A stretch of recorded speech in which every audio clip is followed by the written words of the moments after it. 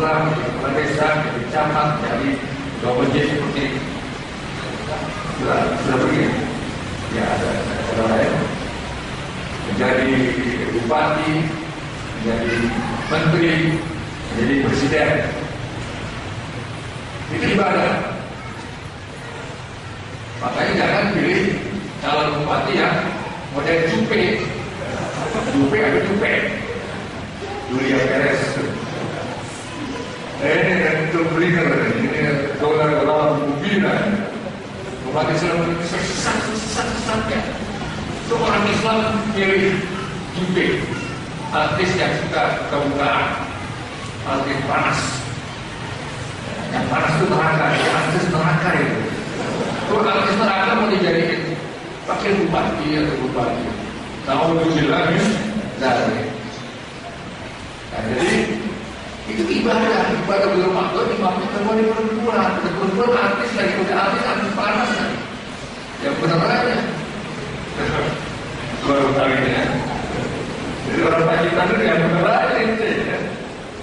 Iya kok artis panas menjadi bupati. Nanti semuanya pada apa? Antri mau melihat bupatinya. Kalau bupati lagi juga sudah pada antri. Ya, jadi ini harus kita sadari bahwa memimpin umat di luar masjid itu adalah ibadah gairah waktu dan pahala, hukumnya fardu kifayah. Hukumnya fardu kifayah. Karena di fardu kifayah maka harus pemimpinnya jangan tidak berwudu. Kalau di dalam masjid yang imam berwudu, maka berwudu dulu dan jangan telanjang, harus menutup aurat dan harus hafal Quran. Apa hukum Quran, apa hukum syariatan, hukuman, bahkan apa hukum sunnah, asal hukum keluar airlah pemimpin. Jadi pemimpin di luar masjid blueprintnya imam di dalam sholat. Kemudian Nabi Muhammad juga sebagai pemimpin formal dan non formal. Pemimpin formal itu Nabi Muhammad adalah kepala negara Medina, itu formal.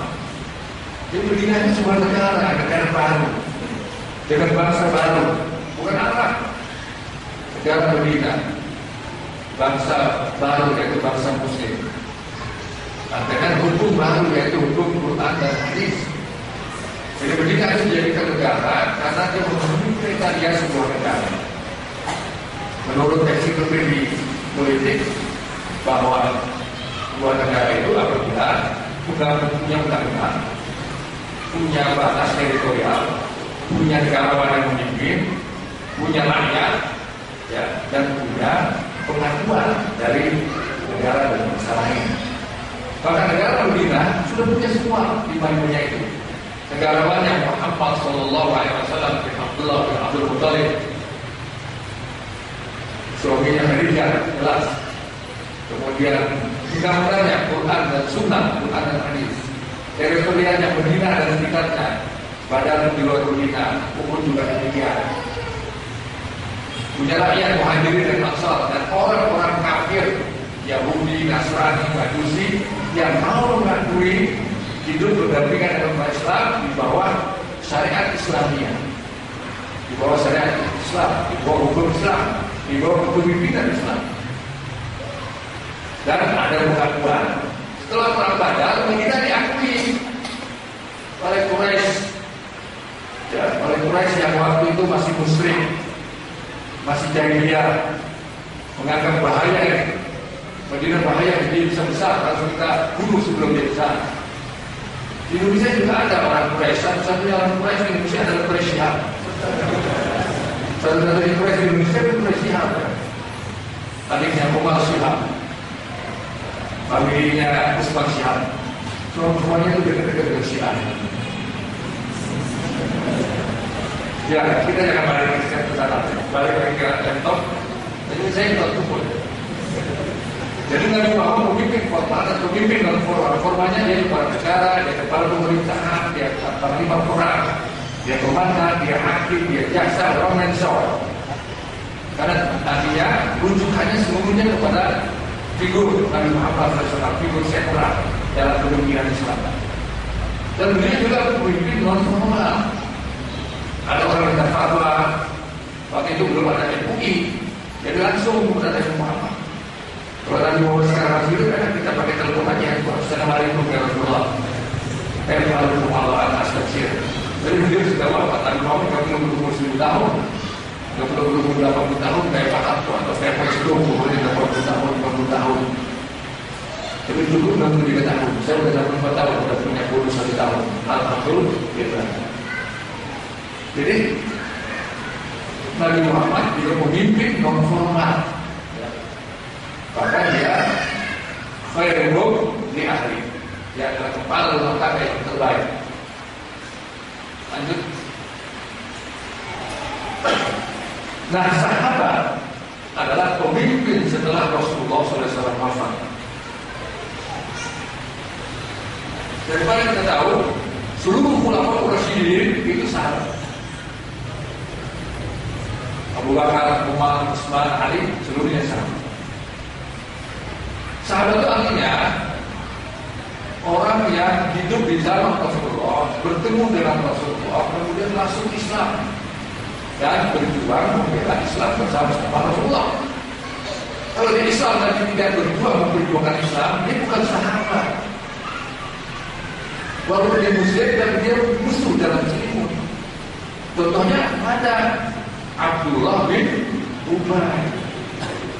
Abdullah bin Ubay itu Muslim agamanya, tapi dia memusuhi Nabi Muhammad dari belakang. Lalu dia yang bisik-bisik provokasi. Kita ini kan orang Madinah, ngapain kita ikut perang? Dia siapa wakirin demi Tuhan. Biar aja dia yang perang. Dia kan numpang di sini di Madinah. Sudah berangkat 1000 orang ke Jabal Nur, 300 orang kena provokasi Abdullah bin Ubay. Hanya kembali ke atas selama 700 selama 3000 di perang. Itulah orang munafik. Jadi bapaknya dan bosnya orang munafik itu adalah Abdullah bin Ubay. Karena Islam, kalau sholat sama-sama Rasulullah, majlis Rasulullah di paling depan. Bukan majlis Rasulullah yang sekarang di Jakarta ya, sama puluh-puluh poster seperti ada itu di sekitar jalan-jalan. Majlis Rasulullah pada zaman Rasulullah hidup, Abdullah bin Ubay itu kan Rasulullah dunia. Tapi kalau perang dia berpihak pada musuh. Jadi kalau ada orang Islam sekarang, ketika bertanding dengan lawan Islam, katakan dalam pemilu misalnya, ada partai Islam bertanding dengan partai non-Islam. Orang Islam berpihak kepada partai non-Islam, memusuhi partai Islam. Itu adalah keturunan Abdullah bin Ubay. Entah keturunan berapa gitu. Abdullah bin Ubay kan bawa ini, engkongnya, apa bahasa Jawa? Datuknya orang bikin. Nah, di sini ini yang memusuhi Islam. Dulu ada orang namanya Bini Muda gitu ya. Dia Kristen kan, Gomo dan berubah. Perjalanan ngadepin Ustaz, ngadepin Umare, ngomong sedikit Pancasila 18 tahun. Menurut dia jalan itu 4 kali masuk ke jalan karena ngomong Pancasila. Masjid tidak ada dari internet semua semua masjid setiap khotbah direkam. Ini ada kan kita yang ada di sini ngomong. Coba katakan kita yang galakkan.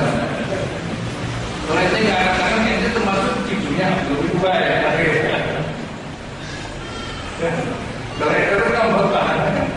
Apa izin tanpa surat untuk dilakukan kepihak-pihakan Islam. Artinya inti keturunan Abdullah bin Ubay. Abdullah bin Ubay itu membuatkan, nah itu mulai bahasa Jawa mbaknya orang munafik. Dan orang munafik itu agamanya Islam. Di gereja nggak ada, di Borobudur nggak ada munafik. Di India dalam artian orang Hindu nggak ada munafik. Di Rusia nggak ada munafik. Munafik itu ada di masjid, di pesantren, di partai Islam, di komunitas Islam. Jadi penampilannya zen, tapi hatinya panas. Bagaimana membela musuh-musuh Islam? Bagaimana kalau Obama mau datang terus sambut dengan tangan merah dan seterusnya. Nah, orang Islam yang mengambil ini kesian. Kenapa? Dia Islam, dia sholat, dia